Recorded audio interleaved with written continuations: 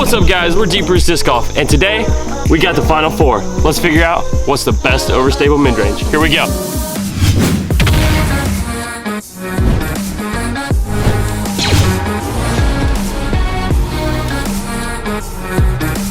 We began this journey with 16 of some of the most popular overstable mid-ranges on the market. On day one, we pinned 8 discs, head-to-head, March Madness style, and the Paul Macbeth Malta and the newcomer Raw emerged victorious. On day 2, bracket style showed its teeth when the Axiom Pyro took down the 2-seed Truth, and the Swedish-made Kastaplast Kax seized the day. So now we're here, at the pinnacle of overstable mid-ranges, with 4 heavyweight contenders competing to take the title of Best Overstable Midrange. All right, y'all. So our first matchup of the final four here, we've got the 5 seed, the Infinite Discs Raw, and the iBlend Plastic, versus the 8 seed, the Malta, in the ESP Plastic, made by Discraft. So some distinct differences between these discs. Number one is you can see the Malta has a concave rim with a bead on it. Difference here is the Raw has a convex rim with a bead on it. So to me, these discs had very similar flight. Maybe the concaveness of this allowed the Malta to be slightly more stable, slightly more reliable.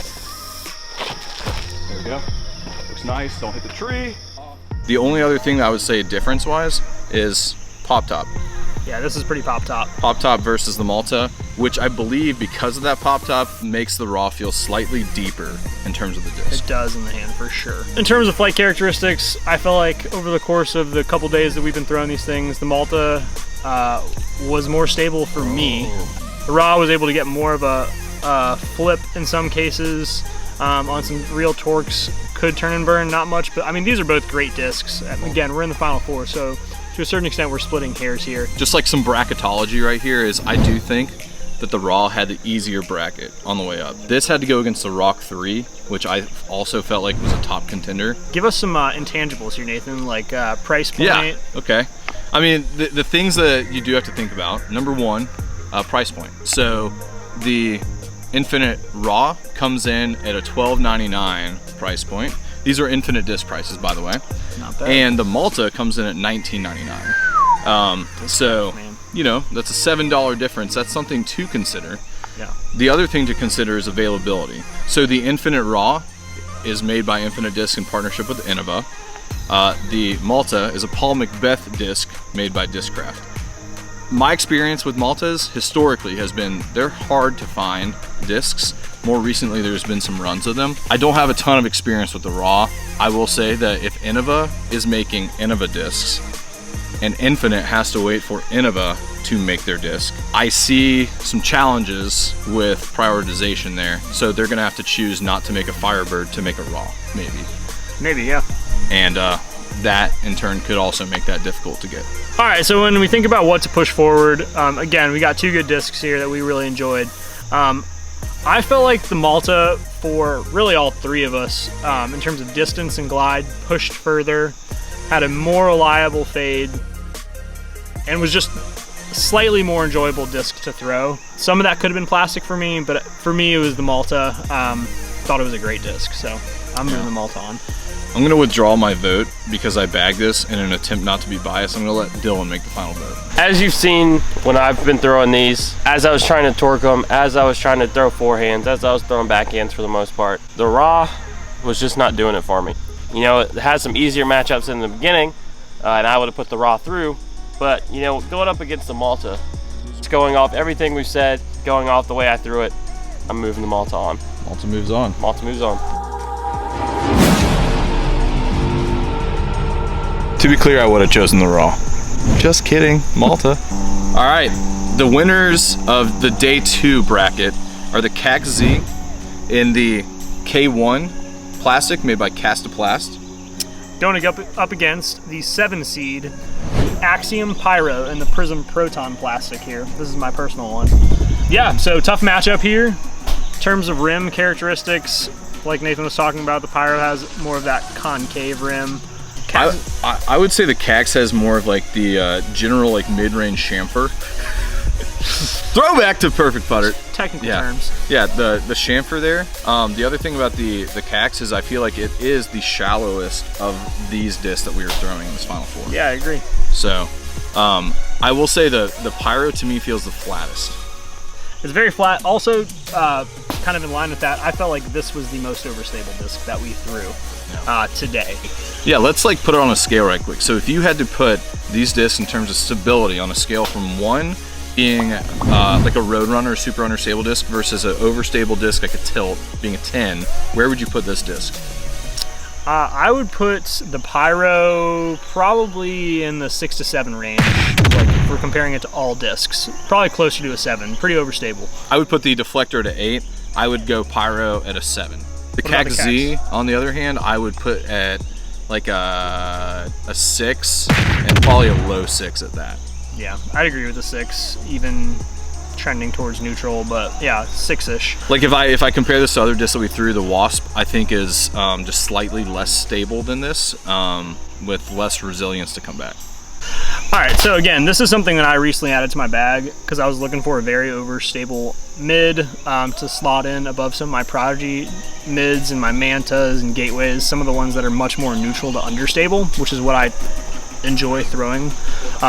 Anyways, all that aside, so this is my disc, and I love this thing. It is super overstable, very reliable, and a decent amount of glide. I would put both the Manta and the Kax ahead of this in terms of glide, though. Yeah, so when I was throwing both these discs like as hard as I could, I hit 370 with this. That's up there with drivers.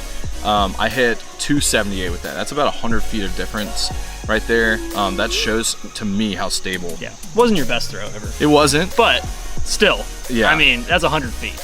I will say though, I'm not looking for 370 feet of distance when I throw an Overstable Midrange. I think that this disc can do that. Should be. Yeah. Yeah. I don't know. That's a great disc though. Yeah. Some intangibles I will say. $15.99 for the Pyro.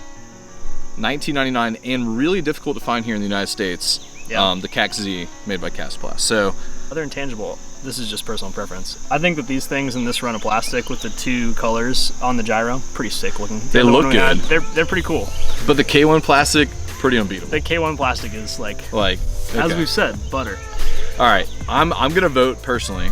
While I'm not looking for distance of 370 with this disc, I'm looking for that reliable fade, the ability for it to flip up and carry. I am going to bag this disc. It's going in my bag. You will not be able to find this at Bangin Chainz. Because of that, I'm voting Kax Z. For me, even though I bagged this disc, I'm gonna go Kax as well for a couple reasons. Strangely enough, part of what did it for me was watching Dylan throw it really hard on a forehand and seeing how resistant to turn this thing is. Really torquing on it, because I know Dylan torques really hard on that. In spite of the fact that it can flip up and glide for days, it is very reliably overstable, which is one of our main criteria in terms of evaluating overstable mids. So reliability, glide, just general feel. I still love this thing. I'll probably keep it in my bag for that reliable overstable mid with some distance, but we're moving that guy on right there. Kax Z. Here we are at the end of our bracket. We have the top 2 overstable mid-ranges based on this bracket style here. We've got the 8 seed, the Discraft Malta in the ESP plastic, going up against versus the Kax Z in the K1 line plastic. We've got a much bigger bead on the Malta, and that concave rim compared to a more like flat chamfered, as Nathan says. I mean, that's a matter of preference in terms of what you like.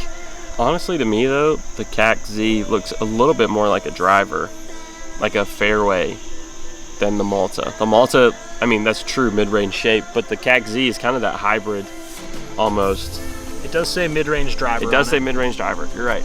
So let's go ahead and get the stability rankings out of the way. So 1 being Roadrunner, 10 being Tilt. Where are you putting these 2 discs? I'm at like a 6 on a Kax. So yeah, I would put it. Yeah, I'd probably put it about a 6. You know, if you put it on a slight anhyzer, it's gonna come back for you. So that gives me a little bump up from the neutral 5. So I would definitely put it at a 6. I would put a Malta probably a 6.5 or a 7.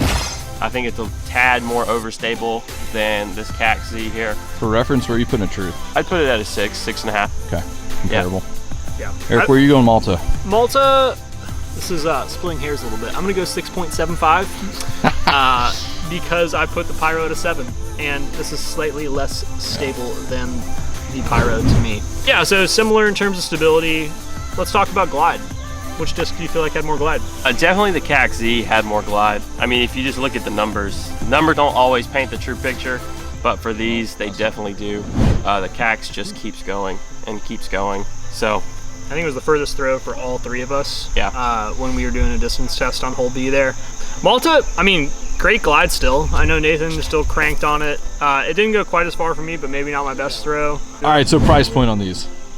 Yeah, so coming in on both of these, we've got $19.99. So I guess in terms of the Deep Roots Overstable Midrange bracket, you get what you pay for. I know, right? Two more expensive discs on the higher end of the price range. A little bougie. Hard to find too, in both cases. Maybe there's a reason for that. Selling out, I mean, obviously these are being imported from Sweden and aren't as carried by as many retailers. But we're not here to talk about availability and price, are we? We're here to find the best overall mid-range. What are you guys going? So, I'll go first. Loved both these discs. Would have considered bagging either one of them for my Overstable Midrange slot. For me, I feel like the Kax takes it by just a hair. I feel like it's a little bit more push, a little bit more glide. I'm gonna add in the plastic X factor of the K1 plastic being so great. This disc was really interesting. I think I've said this before, but it would flip up, but it wouldn't turn over. It would come back on an anhyzer. It's very resistant to torque and high-speed turn, more so than some of these other discs, even the Malta. And I just feel like it's a very unique disc that is very throwable for a wide range of skill sets. So I feel like the Kax takes it. You know, as I'm thinking about these and thinking about my bag, my overstable disc of choice is a Verdict. But thinking about what we had today, I would have voted the Pyro over the Kax. If that works for my throwing style, you know, a lot of my shots are forehand shots, and so I need something that's gonna, you know, really resist the torque, really resist turning to the left a lot, like this was. I did get a good throw with this one when we were doing the distance competition, but you know, I have to think about overall utility with the mid-range, with the Overstable Midrange, and I think the Malta fits that mold. You know, it's a very reliable disc. I can get it to flip up a little bit with my forehand, but I'm not getting it to turn all the way over. I'm not getting it to go left. That's what I want. Is I want something that can get up flat and carry, and then get that low speed fade at the end. Kax was a little more neutral for me, so in that case, going Malta. I'm just gonna say off the bat, they've set me up for failure here because I go with the predictable Malta, or I go with the disc you're gonna bag. I was about to say, to be fair, they're both in your bag, right? So they're both joining my bag, but they're joining my bag for different reasons. The Kax is gonna be that more like straight, longer flyer that I know I need a reliable fade versus like a Buzz that I can keep straight longer and it's not gonna have that fade at the end. The Malta is gonna be that like 270, 280 foot, like hyzer, rainbow all the way shot like I do at hole 3, hole 4 at Horizons. Like that is the perfect disc for me on that hole. I think what this disc actually replaces my bag is maybe the Zombie. I think that disc for me, you know, it's brand new, it's in the TI plastic. It's still got that like really overstable kind of feel for me. It's not broken in. So I think the Kax is what I wanted that disc to be for me. So I think the Kax takes the Zombie out of my bag. I think the Malta stays in my bag for exactly what it's for.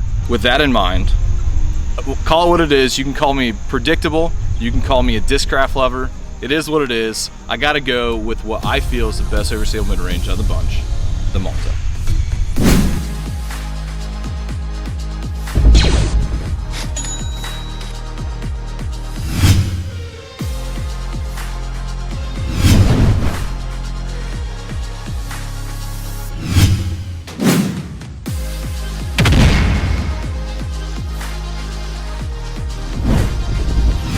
Favorite disc that didn't make the Final Four? Verdict.